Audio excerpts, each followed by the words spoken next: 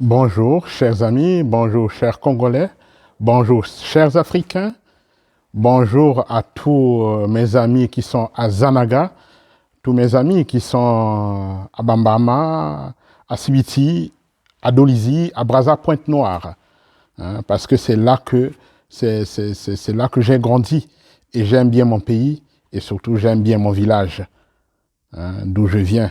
Hein, j'aime bien Zanaga, là où j'ai grandi, surtout. Donc, une fois de plus, bonjour à tout le monde.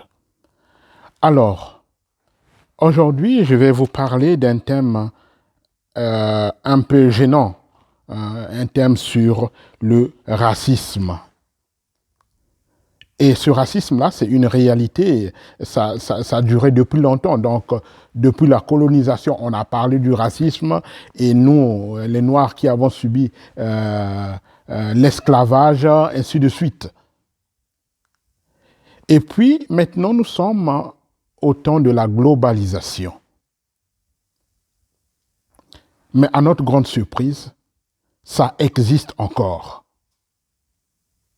Alors que, aujourd'hui, nous trouvons aussi bien des Blancs en Afrique que des Noirs ici en Europe. Quelqu'un m'avait posé cette question de savoir, mais Monsieur l'abbé, vous vivez en Europe un peu, vous avez fait différents pays, mais qu'est-ce que vous pensez un peu? Est-ce que vous avez déjà subi comment on appelle, le racisme, hein, une action raciste de la part d'un Européen? Donc, ce sont les différentes questions que les gens m'ont posées. Et j'ai dit, bon, je vais faire une vidéo concernant le racisme.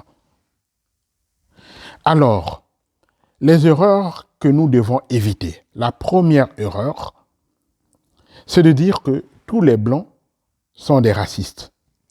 Ça, c'est la première erreur que nous devons éviter. Deuxième erreur, c'est de dire que les Noirs ne sont pas des racistes. Ça aussi, nous devons éviter ces erreurs. Troisième erreur que nous devons éviter, c'est de dire que toute action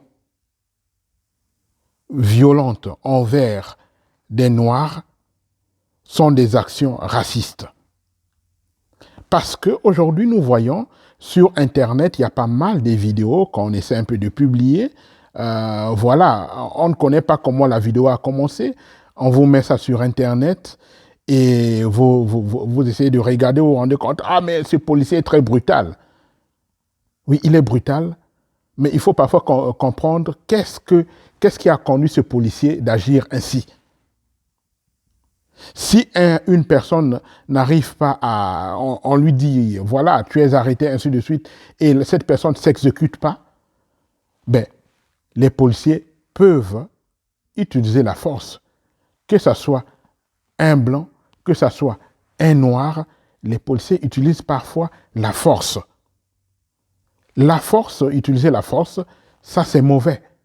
Mais il ne faut pas que nous commencions aujourd'hui toujours à dire, quand nous voyons qu'un noir a été agressé, dire que non, c'est le racisme. Ce n'est pas toute action policière contre le noir qui est une action raciste. Donc ça sont un peu les erreurs que nous devons éviter. Alors, j'ai dit que tout le monde est raciste. Que ça soit du côté des noirs, que ça soit du côté des blancs. Moi, ce qui m'a plu, par exemple, lors des manifestations, ce qui s'est passé aux États-Unis, les gens ont manifesté et vous voyez que les Noirs et les Blancs étaient côte à côte en train de manifester, en train de lutter contre cet ennemi commun qui s'appelle le racisme. Nous devons lutter contre le racisme. Mais nous ne devons pas lutter contre les personnes. Et nous ne devons pas vite généraliser les choses pour dire que non, voilà, tous les Blancs sont des racistes. Comme je vous l'ai dit au début, que la première fois quand je viens en Europe, j'avais des idées arrêtées. Je me disais, j'étais encore étudiant, je me disais que voilà, quand on va partir là-bas, voilà, les blancs sont comme ceci, les blancs sont comme cela, ainsi de suite. J'avais comme des idées arrêtées. Je venais même avec l'idée de dire non, je suis contre eux par rapport à ce qu'ils font. Mais quand je suis arrivé sur place, je me suis rendu compte que non, au moins là où j'étais reçu, j'étais bien reçu. J'étais bien considéré. J'étais considéré comme un homme. Au moins la moindre des choses, c'était ça.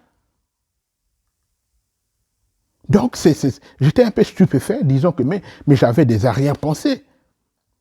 Hein, c'est un peu comme un Européen qui arrive en Afrique. Il a des idées arrêtées, il se dit non, non, est-ce qu'ils ont des écoles là-bas? Est-ce qu'ils ont des universités? Est-ce qu'il y a des gens intelligents? Est-ce qu'ils ont Internet? Est-ce qu'ils ont, je ne sais pas, est-ce qu'ils ont des téléphones, ainsi de suite? Tout simplement parce que on a des préjugés avant. Évidemment, on ne doit pas juger les gens par rapport aux préjugés que nous avons. Il faut juger les gens par rapport aux actes que nous voyons. Aujourd'hui, je condamne avec ardeur, avec toutes mes forces, le racisme. Ce qui s'est passé aux États-Unis, c'est inadmissible. Je condamne vraiment ça. Mais que cela nous serve de leçon, blanc comme noir. Ça doit nous servir de leçon. Parlons du racisme, aujourd'hui, je veux m'appesantir sur un autre point. Sur un point qui freine plus ou moins l'Afrique. Ça devrait normalement être une richesse pour l'Afrique, mais aujourd'hui, nous nous rendons compte que ça freine l'Afrique. Le problème ethnique en Afrique. C'est un problème qui sépare les Africains. Le problème des clans. J'appartiens à ce clan. J'appartiens à cette tribu. J'appartiens à cette ethnie. Et ça essaie un peu de gaspiller beaucoup de problèmes en Afrique. Quand tu es au Congo, ça, je n'ai pas honte de le dire, il y a comme séparation entre le nord et le sud. Et dans tous les domaines. Je suis plus tenté, quand j'accède à un poste, je suis plus tenté à d'abord appeler les miens. C'est-à-dire, je suis de Zanaga, quand quelqu'un, j'accède à un poste, je serai plus tenté à appeler les gens du Zanaga, de venir vers moi, de venir travailler avec moi, même s'ils sont incompétents. Ce qui compte, c'est qu'ils soient là. J'ai rendu service à un frère. On ne tient pas compte parfois de la compétence. On voit tout simplement que cette personne est de la même tribu ou bien de la même ethnie que moi. Et on s'arrête à ce niveau-là. Ça, c'est vraiment déplorable. Donc, aujourd'hui, j'attire l'attention à tous les Africains, Camerounais, Nigérians, Ivoiriens, de chercher non pas seulement de lutter contre le racisme, hein, mais de lutter aussi contre le tribalisme. Contre le tribalisme surtout. Je vais une parenthèse. Chez nous, au Congo, il existe une ethnie qu'on appelle les pygmées. Chez nous, on les appelle les babongos. Donc ces pygmées-là, d'abord, en passant, je voudrais un peu remercier Avertinzoï, qui a créé toute une association pour aider ces pygmées-là. Donc vous vous rendez compte que nous, les Bantous, on a des difficultés à vivre avec les pygmées. On les considère comme étant des sous-hommes. On ne peut pas manger ce qu'un pygmée a préparé. Non.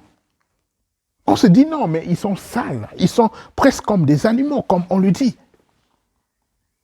Et beaucoup de gens ont encore des difficultés aujourd'hui jusqu'au 21e siècle en Afrique de vivre avec les pygmées. On a toujours des raisons. Oh, ils sentent mal. Ils ne se lavent pas. Même s'ils se lavent, mais le fait déjà qu'ils soient autochtones, excusez-moi du terme pygmée, mais le fait déjà qu'ils soient autochtones, ça nous pose déjà problème. Moi, aujourd'hui, je vous interpelle, vous tous, tout Congolais qui est en train de suivre cette vidéo, que chacun de vous puisse faire cet exercice. Au lieu seulement d'aider les pygmées, mais commencez aussi à manger avec eux.